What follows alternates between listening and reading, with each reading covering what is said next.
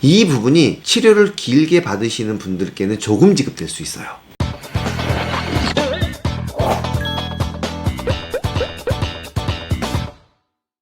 안녕하세요. 약관을 보면 보험금이 보인다. 보험사의 홍짱 시장입니다. 반갑습니다. 홍짱. 네. 최근 들어 저희 영상을 보시고 구독자분들이나 고객분들이 교통사고 관련한 문의 정말 많이 주시잖아요. 많이 늘었습니다. 문의가 굉장히 많이 늘었어요. 요즘에 고객분들 교통사고 나서 어떻게 사고 처리해야 되는지 문의를 정말 많이 주시는데, 올해 들어 자동차 보험 약관이 개정되면서 작년과 동일하게 저희가 또 안내해드리면 안 되잖아요. 절대 안 되죠. 네. 특히 12급부터 14급 부상 정도에 해당되는 이제 상해 급수를 받으시는 분들은 더더욱더 이제 치료에 대한 부분과 합의에 대한 부분들을 굉장히 신경을 많이 쓰셔야 됩니다. 네, 맞습니다. 그래서 오늘 저희가 23년 1월 1일부터 자동차 보험의 표준 약관이 어떻게 개정되었는지 설명을 좀 드릴까 합니다. 한 해에 발생하는 교통사고 건수가 20만 건이 넘는다라고 합니다. 정말 주변에서 흔하게 교통사고 발생하는 것들을 볼 수 있는데요. 그만큼 올해부터 바뀌게 된 자동차 보험 표준 약관 변경 내용 잘 알고 계시면 분명히 큰 도움 되실 것 같네요. 자, 보험우산 바로 출발하시죠.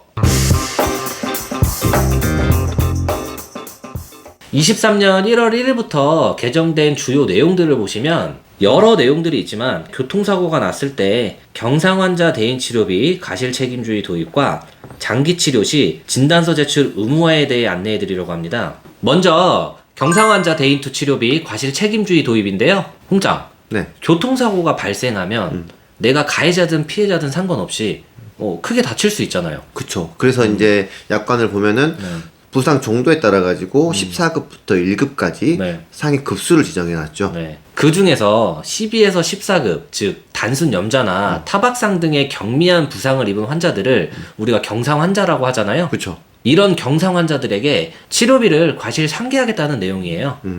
개정 전 약관에서는 내가 아무리 과실이 많아도 상대방이 과실이 10이라도 있으면 대물이야 당연히 과실 상계하는 게 맞고요. 그쵸. 대인 치료비 같은 경우에는 상대방 보험사에서 전액 지급을 해줬었단 말이에요. 그렇죠. 근데 23년 1월 1일부터 개정된 약관에서는 경상 환자, 즉 12에서 14급 환자들 있잖아요.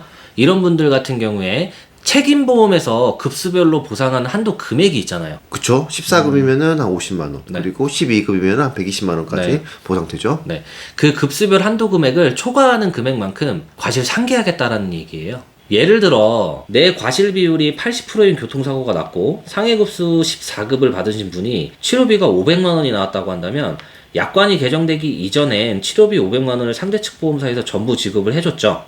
근데 개정된 약관에서는 14급 책임보험의 한도 금액 50만 원을 제외한 나머지 치료 금액인 450만 원에 대해 내 과실분인 80%, 즉 360만 원을 이제 내가 부담해야 된다는 겁니다. 이렇게 내 과실만큼 발생하게 된 360만원에 대해서는요, 개인 비용으로 부담을 하시거나 아니면 내 자동차 보험에 있는 자기 신체 사고나 자동차 상해 특약으로 처리를 해야 됩니다. 그렇기 때문에 이제 본인 과실이 더 큰 사고에 대해서는 무분별하게 치료를 받으면 안 되고요. 경상 환자분 같은 경우는 급수별 책임보험 한도 금액을 잘 확인하셔가지고 잘 치료받으시는 게 중요하겠습니다. 네. 그리고 또 여기서 중요한 점 하나는, 경상 환자 대인 투 치료비 과실 상계는 차대차 사고만 해당되거든요. 차대 보행자, 차대 자전거, 차대 이륜차 등은 이 약관이 적용되지 않습니다. 즉 개정 전 약관 그대로 과실 여부 상관없이 치료비 같은 경우 상대방 보험사에서 전액 보상받으실 수 있습니다. 두 번째는 경상 환자 장기 치료 시 진단서 제출 의무화 제도인데요. 개정 전에는 치료에 대한 기간 제한이 없었습니다. 그쵸. 아무리 경미한 환자여도 내가 원하면은요, 해를 넘겨서라도 치료를 계속 받으실 수 있었어요. 저는 3년 넘게 통원치료 받으시는 분도 본 적 있어요. 네. 근데 그런 분들을 저희가 이제 소위 나이롱 환자라고 이야기를 하죠. 그쵸. 보험사 입장에서는 그렇게 치료받으시는 환자분들에게도 치료비를 계속적으로 지급을 해야 되고요.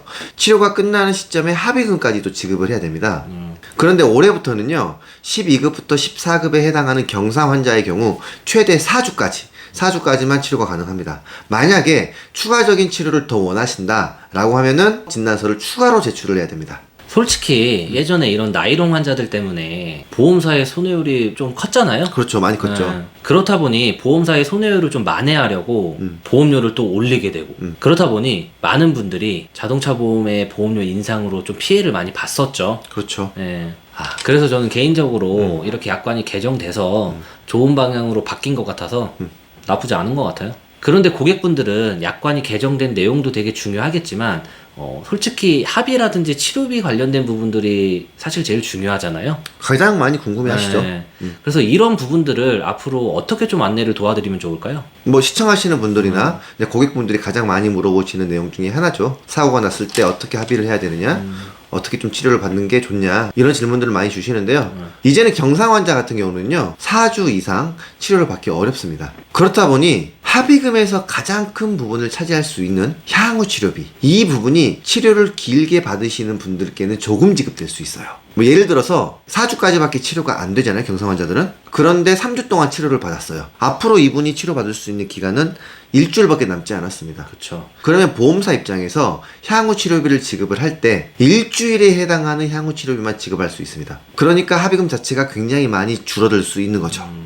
그럼 이 경상 환자들 같은 경우에 향후 치료비나 이런 부분들을 위해서라도 내가 정말 몸이 크게 아프거나 이런 게 아니면 최대한 빨리 담당자랑 얘기 잘해서 합의 보는 게 좋은 방법일 수도 있겠네요. 그렇죠. 정말 몸이 아프시고 치료가 계속적으로 필요하면은 4주를 꽉 채워서 치료 받으셔야죠, 당연히. 그런데 그게 아니라고 하면은 가급적이시면 사고 후 빠른 시일 안에 담당자와 잘 이야기하셔가지고 합리적인 금액으로 합의를 하시는 게 더 좋으실 수는 있을 것 같습니다. 네, 맞습니다.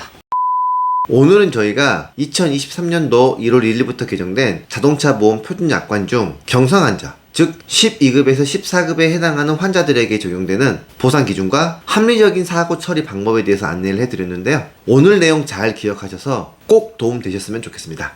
오늘 저희 영상 여기서 마무리하고요. 다음에 더 좋은 영상으로 찾아뵐 테니 구독, 좋아요 부탁드려요. 안녕.